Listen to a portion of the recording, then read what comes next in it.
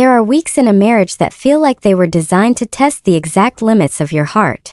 One moment you think everything is steady, and the next you're watching two people who love each other slowly drift into silence, misunderstanding, and emotional exhaustion.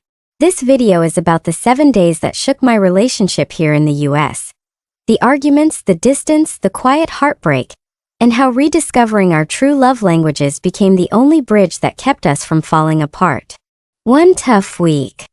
Living in the US didn't make it easier. Everything around us moves fast. Work, schedules, responsibilities, the pressure to keep up. And when life accelerates, your emotions often fall behind. You think you're managing well until you catch the look on your partner's face. The tiredness, the distance, the quiet hurt they didn't intend to show. It is astonishing how one moment of miscommunication can echo for hours, sometimes for days. My mind kept replaying every conversation, slowing down every word as if I could rewind the week and fix something I didn't understand in the first place. There is a psychological truth that sounds almost sarcastic, but it is painfully accurate. When humans feel unsafe emotionally, they stop listening to meaning and start listening to threat. That's why even a normal question like, "Did you eat yet?" can feel like criticism if your heart is tired. Neuroscience calls it amygdala hijack. I call it my marriage on a Tuesday. And once that switch flips, your brain becomes a terrible narrator. It rewrites reality. It exaggerates silence. It whispers nonsense like, maybe they don't care anymore, even though nothing factual supports it. The entire week felt like walking through fog while trying to hold on to something that kept slipping through my fingers: connection. But here's the part no one likes admitting. Love doesn't collapse in one dramatic scene. It weakens through tiny misunderstandings repeated enough times that they start to feel like patterns. And that's exactly what scared me. I saw myself pulling back. I saw my partner getting quieter. It felt like we were speaking two different languages of the heart without a translator in sight. So by the end of the week, with my emotions drained and my thoughts running in circles, I finally understood that something deeper was happening beneath the arguments and the silence. Something that needed attention before we drifted so far apart that even love couldn't shout across the distance. Misunderstood feelings.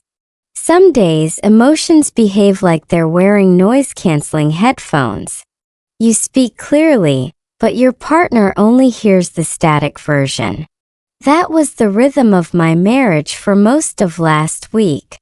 Every sentence we exchanged carried a second layer of meaning that neither of us intended, yet both of us reacted to. It was like trying to fix a radio by turning the volume up when the real issue was the frequency itself.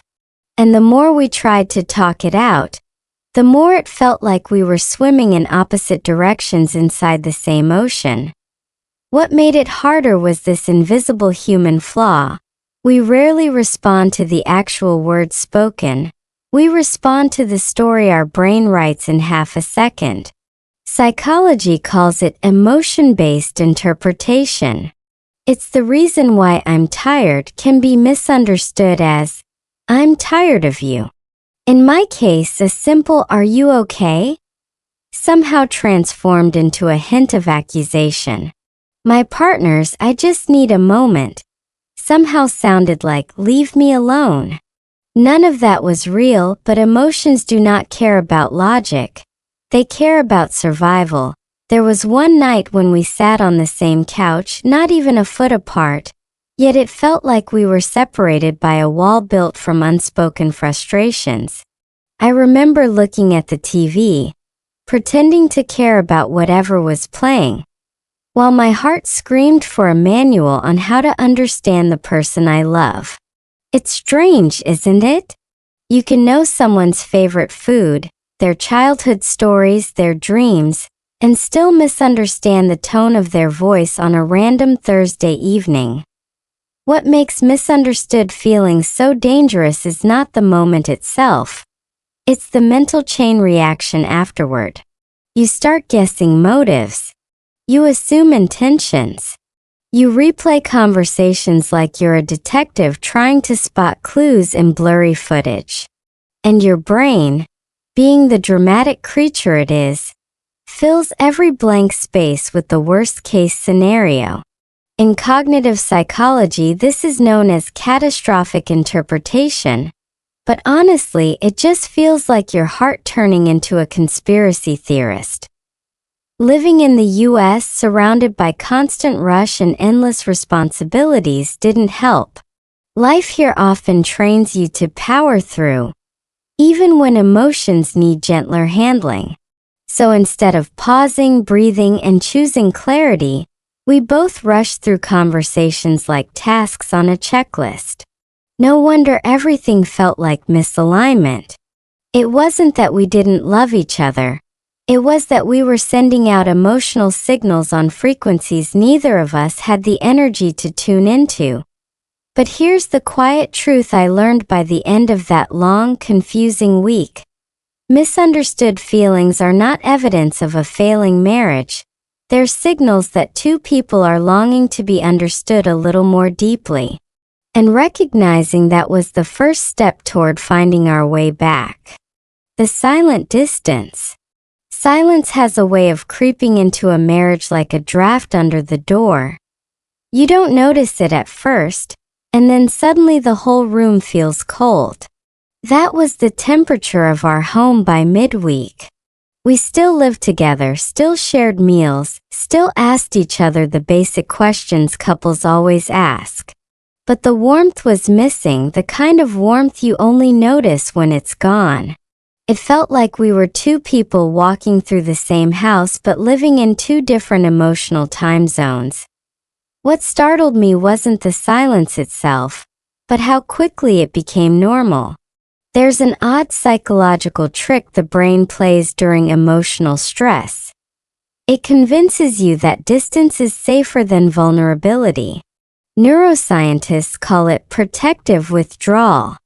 I call it the moment when you answer "I'm fine," even though your whole chest feels like it's being squeezed. My partner and I didn't plan on pulling away. We simply drifted, the way boats do when the tide changes without warning. One night, we were sitting across from each other at the dinner table. The forks clinked against the plates, the refrigerator hummed, the AC made its usual low vibration, and that was it. The silence wasn't peaceful. It was loud. It echoed. It filled the room like fog. I watched him stare at his food, and I wondered if he could feel me watching. But neither of us said anything. Words felt risky, like stepping on thin ice that might crack beneath any sentence not carefully measured. What made everything even stranger is how daily life in the US makes silence deceptively comfortable. Here people rush, commute, multitask, and disconnect without thinking twice. It's easy to mistake emotional distance for normal exhaustion. It's easy to say, "We're just tired," even when the truth is more complicated. And once you label distance as normal, you stop fighting it. You let it settle. You let it build. That there's a psychological phenomenon called emotional desynchronization, where two people slowly fall out of rhythm not because of conflict, but because they stop checking in with each other's inner world. That was exactly what happened to us. We weren't angry. We weren't arguing. We were simply unplugged. Like two phones placed on a table, screens dark, signals lost. The turning point came when I realized something unsettling. Distance doesn't show up to destroy love. It shows up to reveal where love needs attention. And as uncomfortable as that silence felt, it was a message. A reminder. A warning. A chance to look deeper instead of walking past each other like emotional ghosts. If I could describe that week in one line, it would be this. We weren't breaking apart. We were slowly forgetting how to reach across the space between us. And that realization stung more than any argument ever could. Why love got hard. Some weeks feel like your relationship is being audited by the universe, and last week was exactly that. What confused me most wasn't a big betrayal, a dramatic fight, or some catastrophic event. It was the simple, boring truth. Love got hard for reasons that didn't look like reasons at all. And that's how most emotional breakdowns begin. Not with explosions, but with subtle shifts so small your brain almost misses them. There's a psychological principle called emotional load accumulation. It sounds technical, but the idea is painfully human. Tiny stresses stack up until your heart feels like it's carrying a backpack full of invisible bricks. Work deadlines, sleepless nights, family worries, money pressure, a rushed conversation where someone misheard a word. When all these little things pile up, your emotional tolerance shrinks without warning. So the next time your partner sighs, your brain interprets it as disappointment. The next time they walk away to rest, your chest reads it as rejection. Nothing dramatic, yet everything suddenly feels personal and the US. This emotional load is amplified by the culture of constant motion. You wake up and immediately sprint into your day. Work doesn't pause. Bills don't wait. Traffic doesn't care. And the pressure to manage it all quietly turns every couple into two busy adults trying to love each other on a timer. That kind of pace doesn't just exhaust your body. It distorts your emotional perception. Stress narrows your empathy, dulls your patience, and sharpens your sensitivity in all the wrong ways. So why did love get hard for us last week? Because we forgot one basic truth. Love requires attention, not assumption. And assumptions were everywhere. I assumed he didn't want to talk. He assumed I needed space. I tried to protect his feelings by staying quiet, which made him think I was pulling away. He tried to stay strong and composed, which made me think he didn't care. Two hearts trying to protect each other ended up building emotional armor instead. There's a term in relational psychology called parallel loneliness. It describes two people who love each other deeply yet experience their pain separately because neither feels safe enough to say, "I'm struggling." We fell right into that cycle. Not out of malice but out of fear of burdening the other, fear of creating conflict, fear of saying the wrong thing and making the week even heavier. And fear, ironically, is one of the fastest ways to dim the light in a relationship. But here's the raw truth I had to swallow. Love doesn't get hard because it disappears. It gets hard because it is alive, because it needs maintenance, understanding, and recalibration. And sometimes the moments that feel like the beginning of the end are actually the beginning of awareness. By the end of that week, I realized something essential. Love becomes difficult not when two people stop caring, but when they forget how much the other still does. That realization didn't fix everything, but it cracked the door open just enough for us to start finding our way back to each other. Finding our love languages. There's a moment in every difficult week when you finally stop asking, "What's wrong with us?" and start asking a better question. What are we failing to understand about each other? That moment came for us on a quiet evening when the sun was setting behind the houses outside our window, painting everything this soft gold that made the whole week feel heavier than it already was. Something in that calmness forced me to look beyond the silence, the distance, the misunderstandings, and into the deeper layer beneath them. And that's when the truth hit me with almost embarrassing clarity. We weren't speaking each other's love languages at all. That it's funny because I used to think love languages was just a cute internet trend, a personality quiz people shared for fun. But that week turned it into something brutally real. My love language has always been words of affirmation. I don't need poetic speeches or dramatic confessions, just simple expressions like, I appreciate you. I'm here. We'll be okay. But my partner? He lives in the world of acts of service.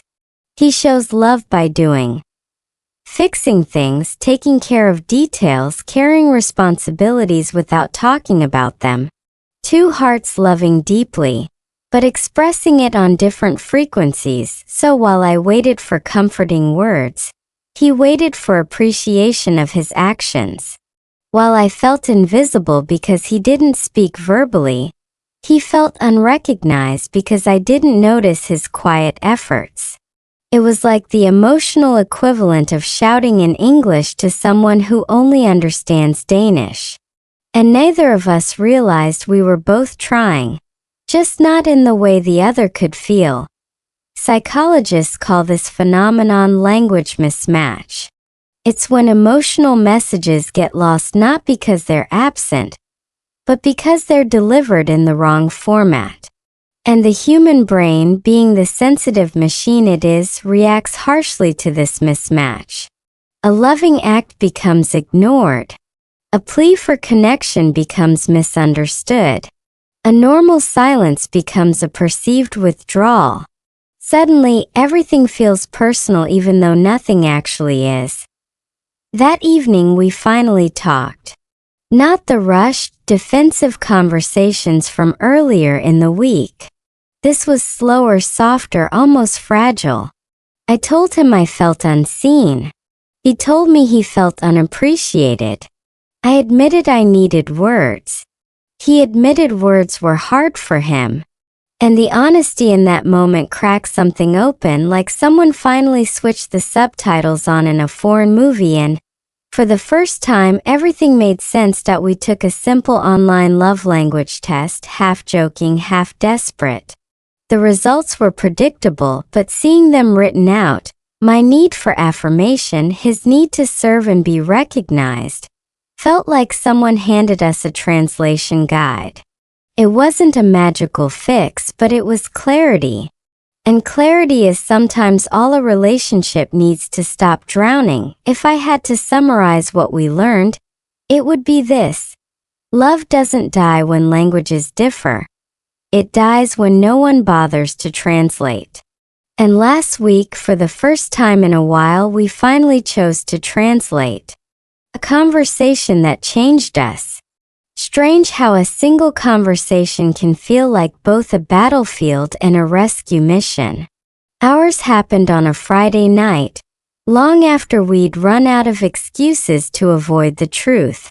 The living room was dim, the kind of lighting that makes emotions harder to hide.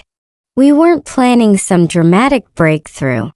Honestly, we were just too tired to keep circling the same misunderstandings.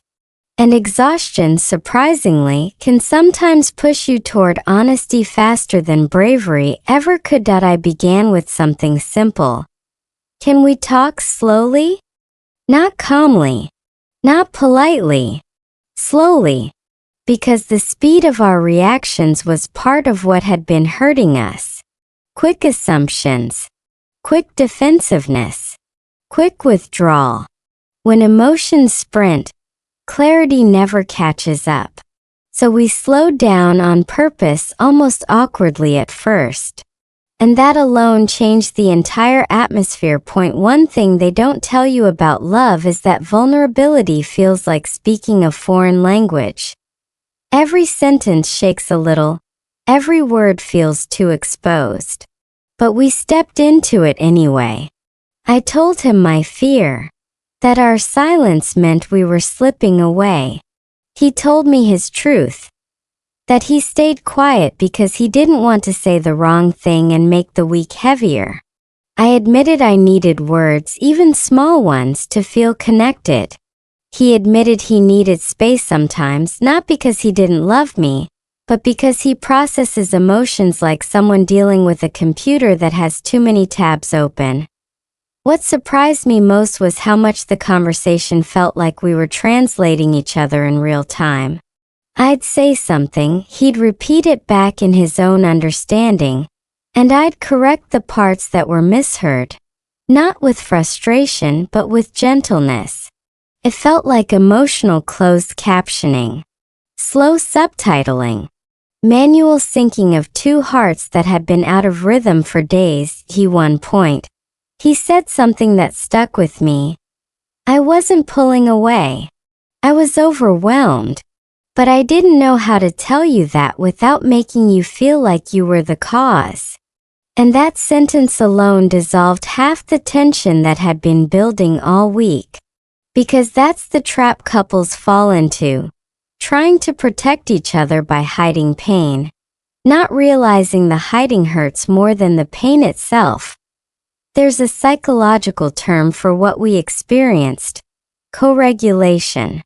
It's when two nervous systems begin calming each other by syncing tone, pace, presence, and vulnerability. And that's exactly what happened. Our voices softened. Our bodies relaxed. The emotional static started clearing. By speaking honestly, slowly, gently, we weren't just fixing misunderstandings.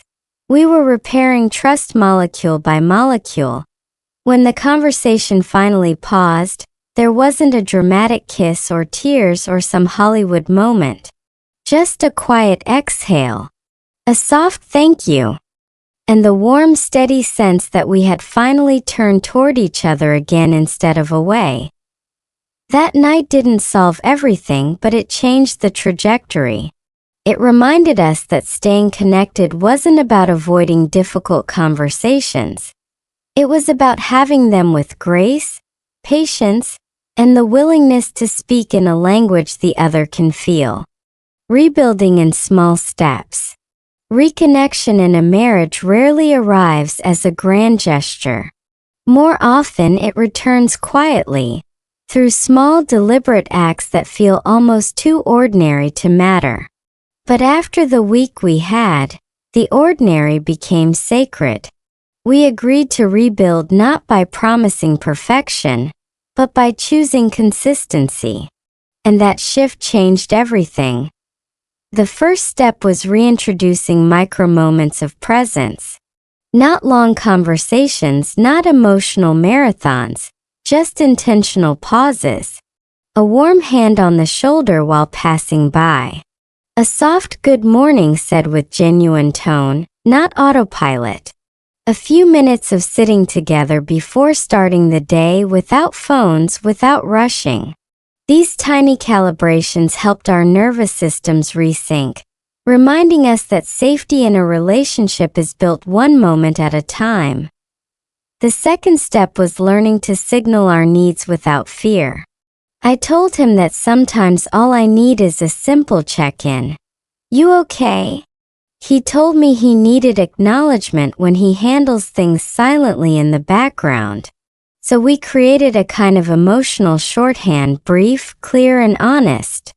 A simple "I need words today," or "I need space to reset," became our way of avoiding unnecessary hurt.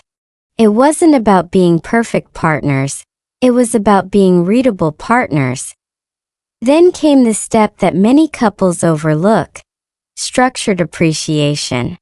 Every evening we exchanged one sentence of gratitude.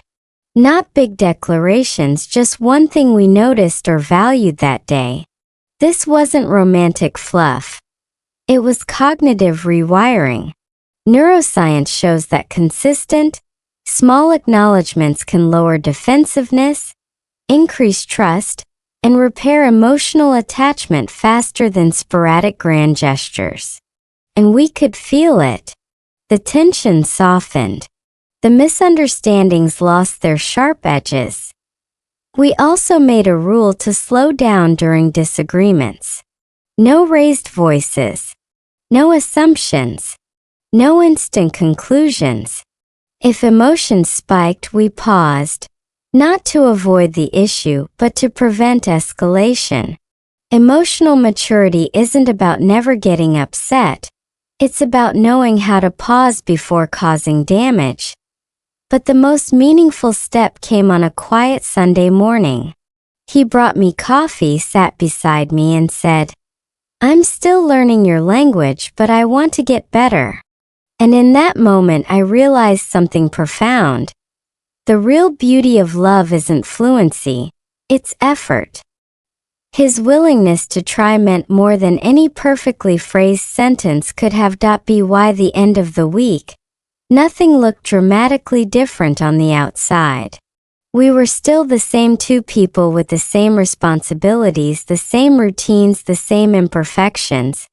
But the internal environment, the emotional climate had shifted. We were gentler, more attuned, more intentional. The kind of change that doesn't shout, but quietly builds the foundation for a stronger future. In relationships, repair is rarely a dramatic moment. It's a collection of small, steady acts that whisper, "I'm not going anywhere." And that's exactly what our week became. A quiet, steady return to each other. The journey back to each other. There comes a point in every relationship when the question shifts from, "Who's right?" to "What are we trying to protect?" This past week in the United States, my marriage reached that exact line, sharp, honest, and almost painfully clear. A week sounds short, but when your heart is stretched between frustration, silence, hope, and exhaustion, it feels like crossing a desert with no map.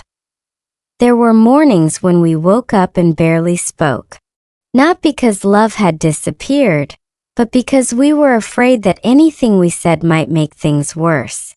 That kind of silence is heavy, the type that makes you wonder if love can dissolve quietly without even a sound.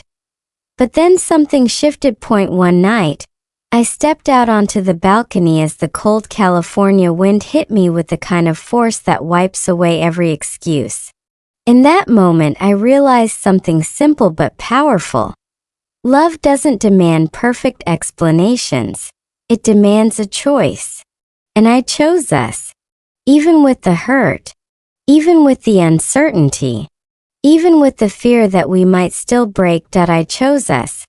When I walked back into the room and saw my partner sitting alone, eyes red from thinking too much, I understood. They were fighting their own internal battle too. Neither of us wanted to give up. We just didn't know how to reach for each other after days of emotional storms, so we talked. Slowly. Honestly. Without armor. Without blame. And for the first time that week, it felt like we were speaking the same language again. The language of wanting to stay. We told each other things we hadn't said for years. The fear of losing one another, the pain of feeling misunderstood, the pressure to stay strong even when we were breaking inside. And something remarkable happened. The more we spoke, the smaller the distance became.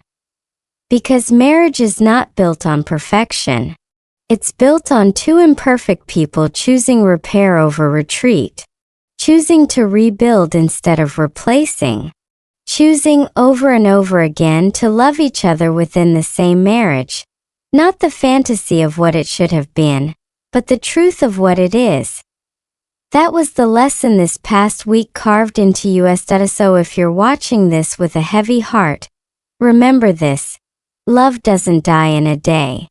It just waits for one moment of honesty to come alive again. One moment of courage. One conversation. One decision. If you're still hurting, still hoping, still fighting for something you're afraid to lose, then let our story be your quiet reminder. Love is still worth fighting for. Especially when it's real.